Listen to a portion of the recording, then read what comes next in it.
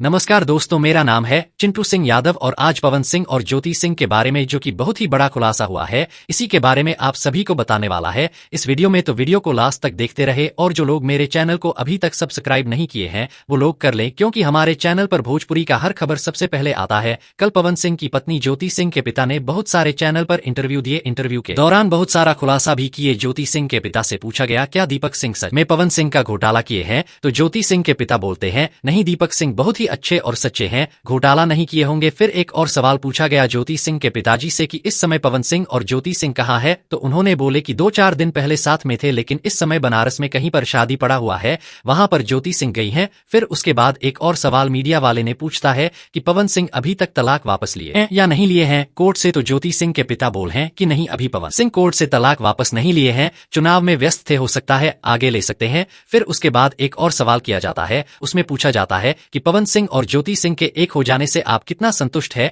तो उन्होंने बोले कि बहुत खुश हूं, बहुत संतुष्ट है, और कौन बाप नहीं चाहेगा कि मेरी बेटी खुशी रहे। और पवन सिंह के चुनाव हार को लेकर भी पवन सिंह के ससुर से पूछा गया, तो पवन सिंह के ससुर बोले कि पवन सिंह के टीम में कमी था और इसी वजह से चुनाव हार गए। हाँ, तो दोस्तों यही सब खुलासा किए हैं पवन सिंह के ससुर से। तो दोस्तों वीडियो पसंद आया तो ज्यादा लाइक कर कमेंट करें, शेयर करें, सब्सक्राइब करें। धन्यवाद दोस्तों।